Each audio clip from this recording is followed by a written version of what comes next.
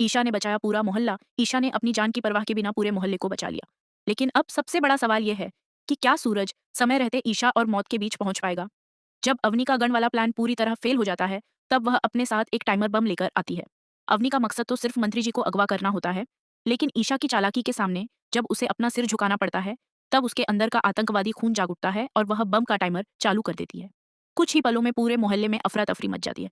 बाहर निकलने के सारे रास्ते ईशा ने खुद बंद करवा दिए थे ताकि अवनी किसी भी हालत में वहां से भाग न सके।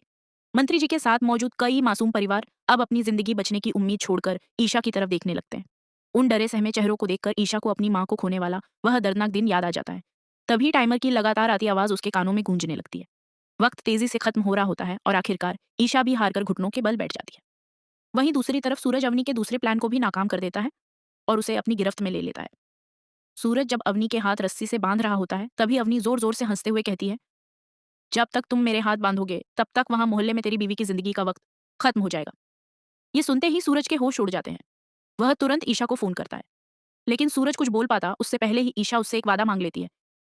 ईशा कहती है कि तुम दादा भाई का तख्त छोड़कर दोबारा आईएएस बन जाना, यही मेरी आखिरी ख्वाहिश है। इतना कहकर ईशा फोन काट देती है। वह तुरंत टाइमर को उठाती है और दीवार फांदकर मोहल्ले से बाहर निकल जाती है, ताकि उसकी वजह से किसी मासूम की जान न जाए। अब वक्त मुट्ठी से फिसलती रेत की तरह तेजी से निकल रहा था। सूरज ईशा की लोकेशन ट्रेस करते हुए आखिरकार उसके पास पहुंच जाता है। आखिरी कुछ सेकंड में सूरज उस टाइमर की सही वायर काट देता है और बम को निष्क्रिय कर देता है। बम रुकते ही ईशा बेहोश होकर सूरज की बाहों में गिर जाती है। मंत्री जी और कमिश्नर सूरज और ईशा की बहादुरी को सलाम करते हुए उन्हें देश का अनमोल तिरंगा भेंट करते हैं। लेकिन दोस्तों, असली ट्विस्ट तो अब शुरू होता है। सूरज के मन में एक ही सवाल घूम रहा होता है कि जब ईशा को पता था कि उसकी जान जाने वाली है, तब भी उसने आखिरी वक्त पर मुझसे दोबारा आईएएस बनने का वादा क्यों लिया? क्या अब सूरज ईशा के सपने को सच करेगा?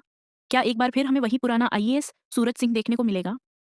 आखिर सूरज क्या फैसला लेगा? अपनी राय कमेंट में ज़रूर बताइए।